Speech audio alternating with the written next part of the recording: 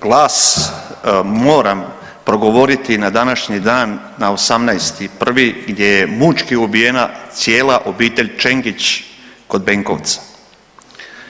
Ubili su je oni koji danas traže svoja prava, koja se pozivaju na Erdutski sporazum, traže i ono što ih ne pripada, a sad ćete čuti što su učinili '92. godine na okupiranom području koji su kontrolirale paravojne četničke snage, da im nisu ni 2 djeteta bila sveta, a nažalost i u ovoj sabornici čuje se od 402 djece, samo za 1 dijete se čuje, za njega cijela Hrvatska zna kao da je nešto vrijednije od ovih drugih 2 ili drugih 400 koji su poginuli. Dana 18. siječnja '92. godine u Erveniku, nedaleko Benkovca, ubijena je hrvatska obitelj Čengić, supružnici Drago, Nevenka te 11-godišnji Slobodan i 4-godišnji Goran, njihovi sinovi.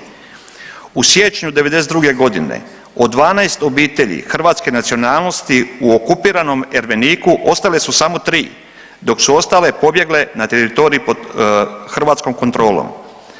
Nakon što su hrvatske snage u selu Rupe u zaleđu Skadina ubile 3 srpskih vojnika u borbama, vijest je ubrzo stigla do Ervenika u kojem je uskoro započeo osvetnički pohod. To su te hrabre srpske vojnici koji se znaju iživljavati jedino na civilima. Damir i Nebojša Travica te Slobodan Kovačević u zaseosku Šašići u 19 sati 18. siječnja '92. godine upali su u kuću obitelji Čengić u kojoj su počinili stravičan zločin. Obitelj Đukalović te Josip i Marija Čengić, roditelji ubijenog Drage, spasili su se bijegom, te Josip i Marija Čengić se vraćaju u Zoru, u selo gdje ih je dočekao grozan prizor. U kući su pronašli 2 pougljena trupla, a druga 2 trupla u dvorištu kuće. Iz sela su izbjegli nakon što su njemu pokopali svoga sina, snahu i 2 unuka.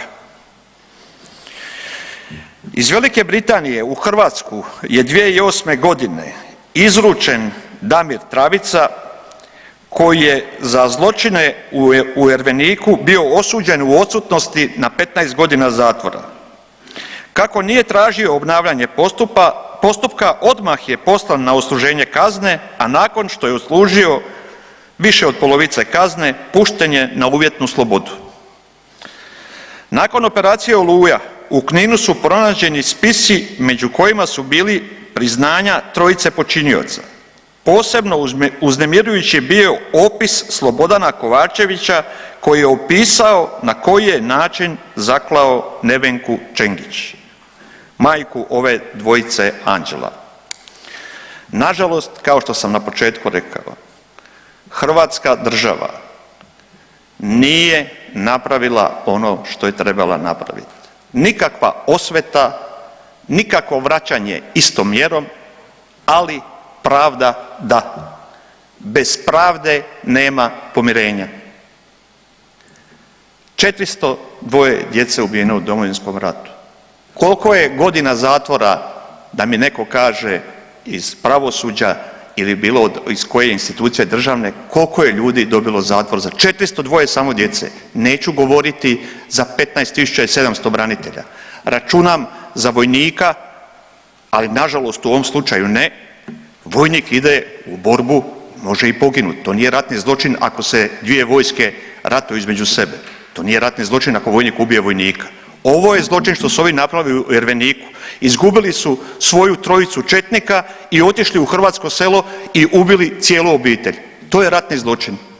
Nećemo to čuti od SDSS-a, nećemo to čuti od Milorada Pupovca, to je blizu njega, tamo njegovih krajeva, da je spomenuo obitelj Čengić i da je rekao, pa ljudi moji, pa to je stravičan zločin. Stravičan zločin. Ko što smo i mi osudili svaki stravičan zločin, kako god se on zvao i kako god se dijete zvalo, ja osuđujem svaki zločin koji ne podrazumijeva da se poštuju Ženevske konvencije i sve ostalo. Hrvatska država je zakazala u kažnjavanju zločina. Hvala lijepo.